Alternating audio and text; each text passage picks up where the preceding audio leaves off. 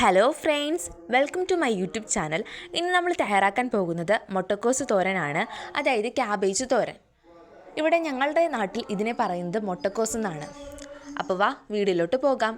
ആദ്യം തന്നെ നമ്മൾ മുട്ടക്കോസും അതുപോലെ തന്നെ സവാളയും പച്ചമുളകും അരിഞ്ഞെടുക്കുക. പിന്നീട് നമുക്ക് തോരന് അരപ്പ് ആവശ്യമാണ്. അപ്പോൾ ഒരു മിക്സിയുടെ ജാറിലേക്ക് ആവശ്യത്തിന് തേങ്ങ ചിരവിയത് നമ്മൾ ചേർത്ത് കൊടുക്കുക. അതിനുശേഷം ആവശ്യത്തിന് ജീരകമാണ് ചേർത്ത് കൊടുക്കുന്നത്. പിന്നീട് അതിലേക്ക് 1/2 ടീസ്പൂൺ മഞ്ഞൾപ്പൊടിയും കൂടെ ചേർത്ത് നല്ലപോലെ നമ്മൾ ഇത് അരച്ചെടുക്കുക. അതിനുശേഷം ഒരു പാൻ എടുക്കുക. പാൻ നല്ലപോലെ ചൂടായി വരുന്ന സമയത്ത് അതിലേക്ക് വെളിച്ചെണ്ണ ചേർത്ത് കൊടുക്കുക. വെളിച്ചെണ്ണ നല്ലപോലെ ചൂടായി വരുന്ന സമയത്ത് അതിലേക്ക് 1/2 ടീസ്പൂൺ കടുകാണ് ചേർത്ത് കൊടുക്കുന്നത്. കടുക് നല്ലപോലെ പൊട്ടി വരുന്ന സമയത്ത് നമ്മൾ കൊച്ചുള്ളി അരിഞ്ഞതും വറ്റൽമുളകും കൂടെ അരിഞ്ഞതാണ് ചേർത്ത് കൊടുത്തത്. നല്ലപോലെ അത് ഇളക്കുക. അത് നല്ലപോലെ വഴറ്റിയും എടുക്കുക. അതിലേക്ക് നമ്മൾ കുറച്ച് കറിവേപ്പിലയും കൂടെ ചേർത്ത് കൊടുക്കുക. അടുത്ത് നമ്മൾ ചേർക്കുന്നത് അരിഞ്ഞു വെച്ച മുട്ടക്കോസും സവാളയും പച്ചമുളകുമാണ് ചേർത്ത് കൊടുക്കുന്നത്. അത് ചേർത്ത് കൊടുത്ത് നമ്മൾ നല്ലപോലെ മിക്സ് ചെയ്യുക, നല്ലപോലെ ഇളക്കുക.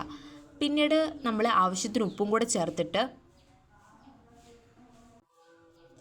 അടച്ചു വെച്ച് നമുക്ക് വേവിച്ചെടുക്കാവുന്നതാണ്. ഏകദേശം ഒരു 5-6 മിനിറ്റ് നമ്മൾ അടപ്പ് വെച്ച് അടച്ച് വേവിക്കുക. പിന്നീട് അതിനുശേഷം നമ്മൾ അരപ്പ് ആണ് ചേർത്ത് കൊടുക്കുന്നത്. അരപ്പും കൂടെ ചേർത്ത് നല്ലപോലെ നമ്മൾ മിക്സ് ചെയ്യുക. അപ്പോൾ നല്ലപോലെ മിക്സ് ആയിട്ട് വന്നിട്ടുണ്ട്. പിന്നീട് കുറച്ച് നേരം ഇത് നമുക്ക് ഒരു 3 മിനിറ്റ് അടച്ചു വെച്ച് വേവിക്കാവുന്നതാണ്.